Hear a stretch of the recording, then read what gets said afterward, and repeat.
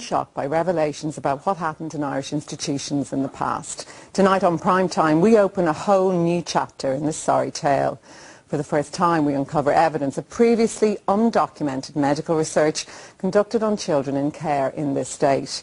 Those children, former residents of those homes, continue to battle to this day for access to their own records. And most shockingly of all, we reveal for the first time how hundreds of children were used for medical science, even in death. Katie Hannon has this investigation.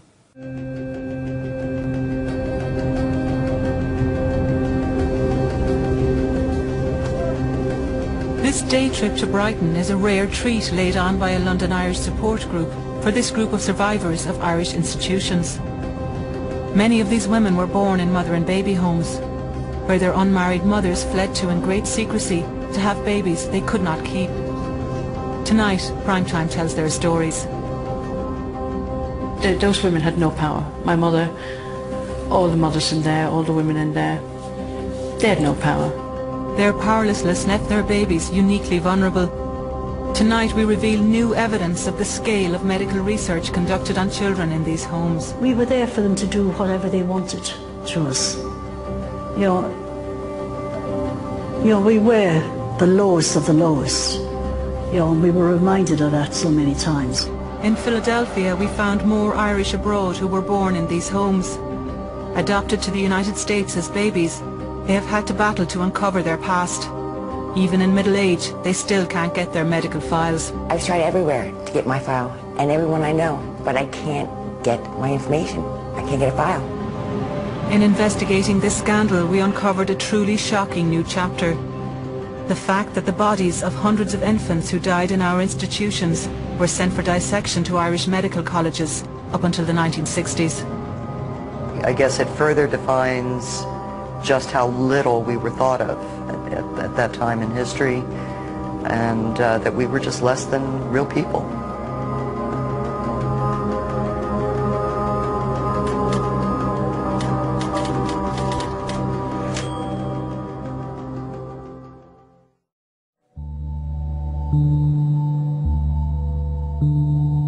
Their story begins at a time of major advances in vaccination programs. An end to infectious diseases became the holy grail of public health policy. A vaccine for polio had been developed in the 1950s, and from 1960 the spread of diphtheria, tetanus and whooping cough was effectively halted. But medical advances demanded pools of children for clinical trials. In the US, Australia and the UK, scientists sowed the seeds for future scandals by conducting much of their research in children's institutions. In Ireland, many of the vaccine trials were conducted in homes for single mothers. After independence, it was government policy to provide mother and baby homes for fallen women. These would be seen as places of refuge by some, and as places of detention by others, where the sin of childbirth outside marriage would have to be purged. Run by nuns and funded by the state, the largest of these homes in Cork, Tipperary, Westmeath and Dublin catered for hundreds of women and their babies. Now middle-aged, these women find support in their shared origins. Much of their history remains a mystery because of the secrecy of their births. Many of their mothers were grateful to the nuns, but the picture that emerges is of a harsh regime. If a feisty mum came in who was pregnant, the punishments they would get, and you'd hear the nuns say, "I'll teach you a lesson," and if they had beautiful hair, just shave all the hair off, and just break them, that they would come out broken women. The archives relating to these homes remain closed, but it's clear they provided an ideal environment for clinical trials, with large pools of babies who could be easily monitored, whose mothers felt powerless to intervene. Vaccine trials in children's homes without consent would not be allowed under the Nuremberg Code, a set of guidelines agreed following the trial of Nazi doctors after World War II.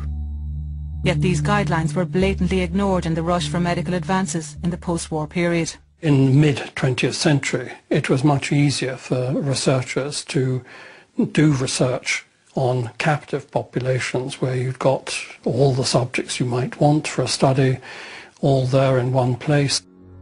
Back in Ireland, the vaccine research was led by the late Professor Patrick Meenan, a distinguished microbiologist at University College Dublin, who was also a government advisor.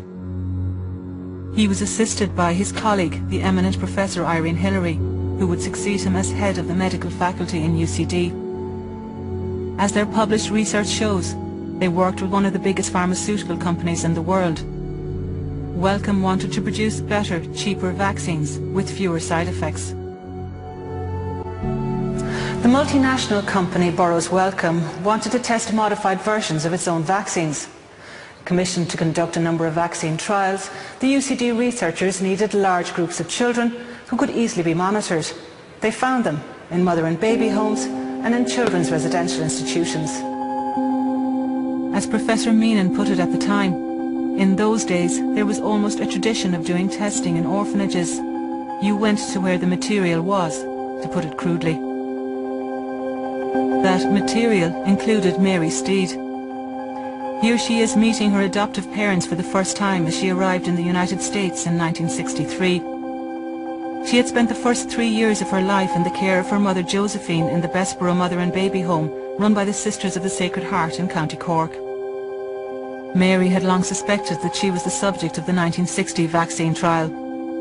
So the more I read about the vaccine trials and how they were given, that they were experimenting with 4-in-1 combinations and 3-in-1 combinations, it kind of clicked and made sense. Her medical records show that she had 3 4-in-1 injections as well as a booster shot for polio given by Dr. Hillary.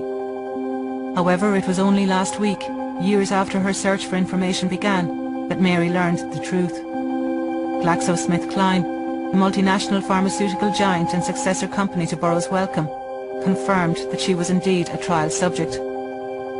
Even after years of suspecting as much, the confirmation that she had effectively been used as a guinea pig as a child has had an impact. The most frightening thought to me is that anyone, any scientist, any medical body would deem it appropriate to use children that you don't have any medical background for, you haven't asked for their mother's permission, you've simply gone into a home full of vulnerable children who are basically, I don't like to use the term society's cast-offs, but in a way that's what we were.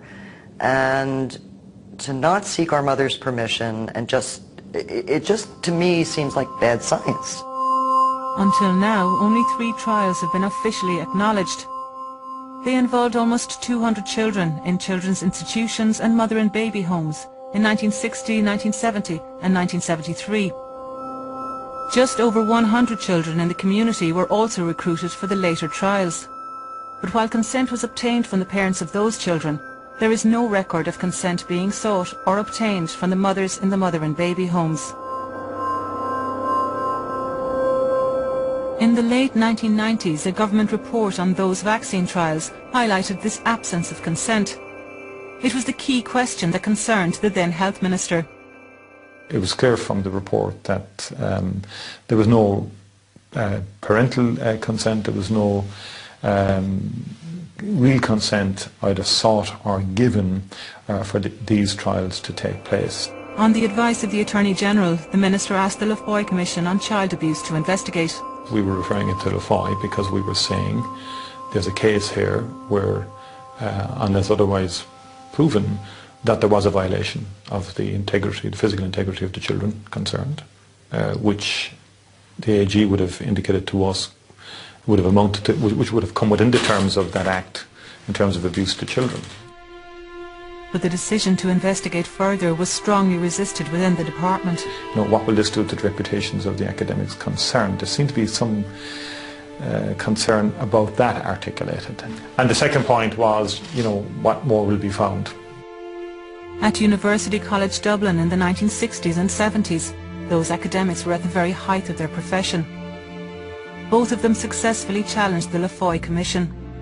The High Court found that the vaccine trials couldn't legally be defined as child abuse. The vaccines inquiry was shut down in 2006.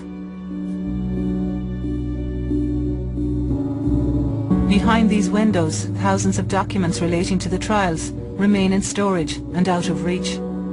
Among the stacks of boxes is evidence of other vaccine trials.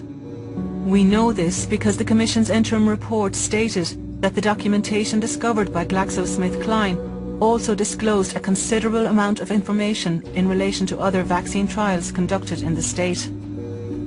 We asked GlaxoSmithKline about this, and for the first time, the company publicly revealed that there had been a fourth trial. It was conducted in 1964 on babies in the Shanross Mother and Baby Home in County Tipperary. This previously unknown trial involved giving different doses of measles vaccine to 12 babies aged between 9 and 19 months. Those babies would now be aged 49. It's unlikely that any of them know that they were once the subject of a clinical trial.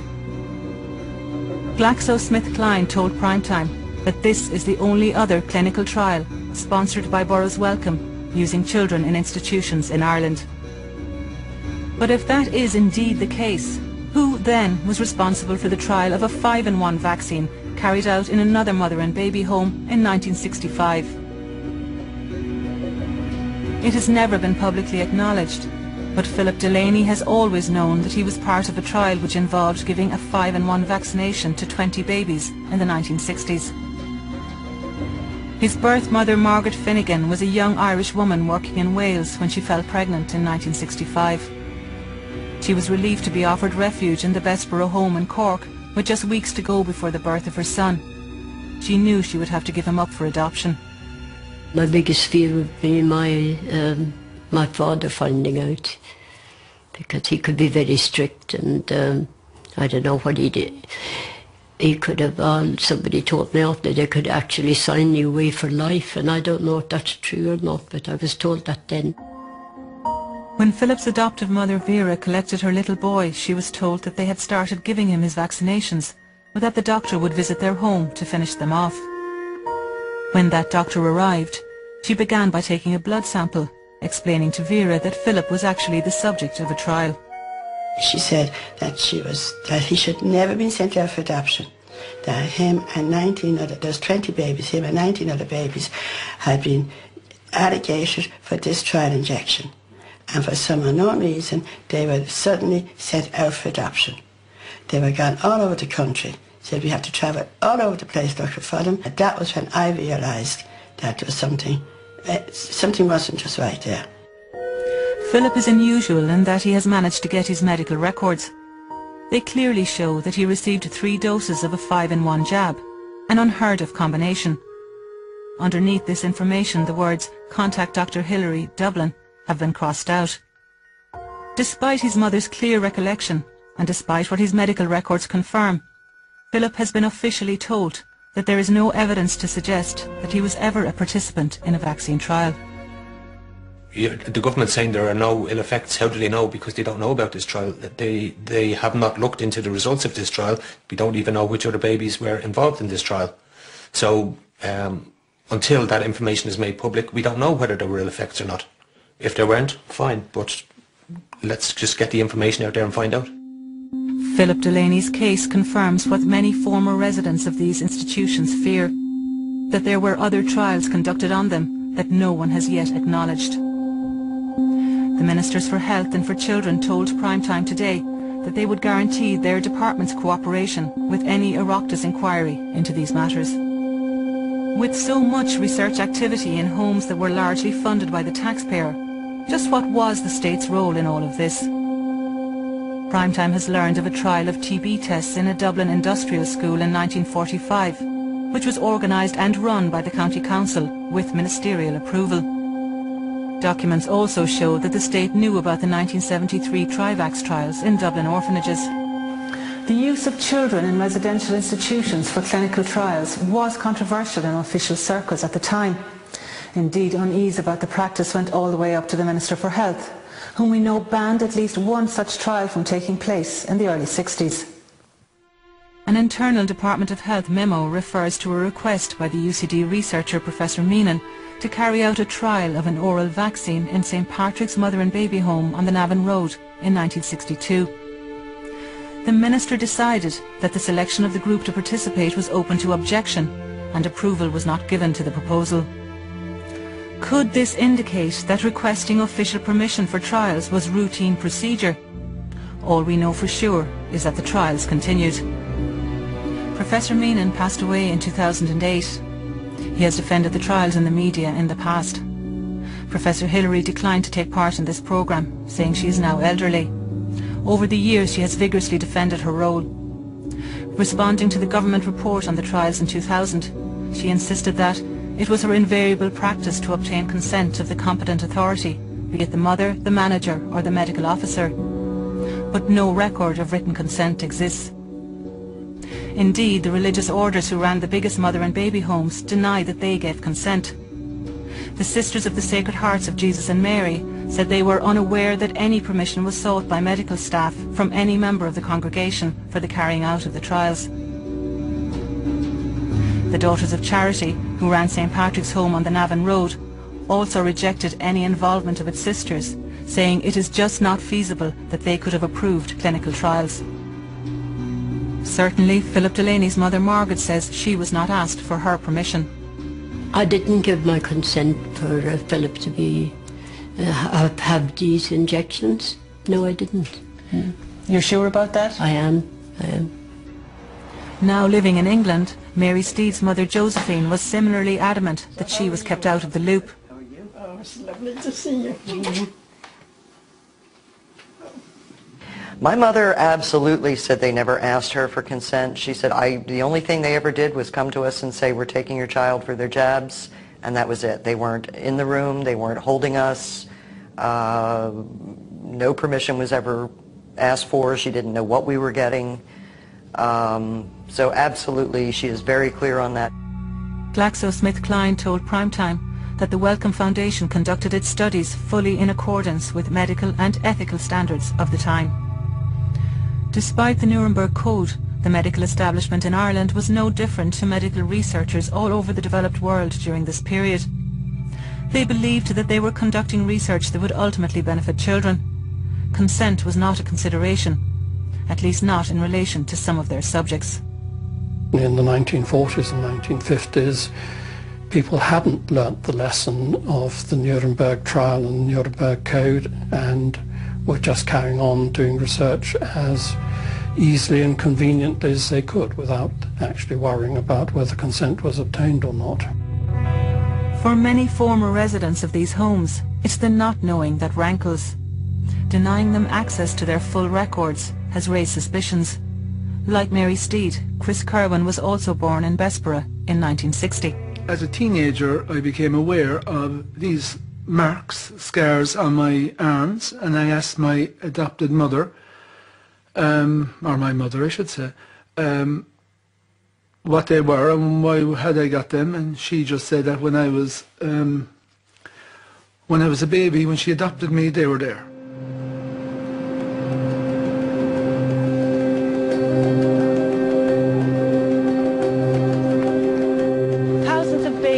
Born in mother and baby homes were exported to the United States, where they were adopted by childless American couples. Now adults, many of these people are questioning whether they too could have been part of these clinical trials.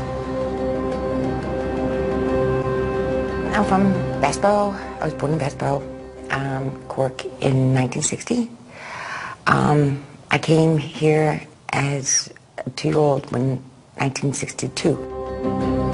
Maureen was in Bessborough when the 1960 vaccine trial was carried out. I have a lot of marks on my body that I can't identify. I mean, like, why would I have so many? Joe Farrell was born in Castlepollard in 1960 and adopted 27 months later. I knew I had had some vaccines. I had no idea what they were, and I have 2 very large ones on my right arm and then 3 smaller ones on my left. So I knew, just growing up, that I had more vaccines than most kids. This group of Americans have travelled to Philadelphia from New York, New Jersey, even Alaska. All were born in Irish mother and baby homes, many at the time of the vaccine trials. Many have tried in vain to get their records from the Sisters of the Sacred Hearts, who ran 3 of the largest homes in the state. Many of those had contact with senior social worker Sister Sarto, seen here in a home video giving a tour of the Bessborough home to a former resident in 2002. Sister Sarto was adamant that they had retained good records. That's a record. That's where we have all our records. And that's a very, very special room. There's only 3 people allowed in there. There's not many records anyway from the 50s. There are? Right, they aren't. But there are. There are records? If I had time, I would open that room for you. But there are good records. Good records. This was in sharp contrast to what many adoptees were told when they came looking for their own records at this time. It was in 2002 when I went to meet Sister Sarto in Bessborough in Cork. And then I said I would like to have my formal health records, anything you have and everything you have. And she said she had nothing. Sister Sarto in Bessborough told me that my file's there. She gave me information, but very, very limited. I've tried everywhere to get my file, and everyone I know, but I can't get my information. I can't get a file.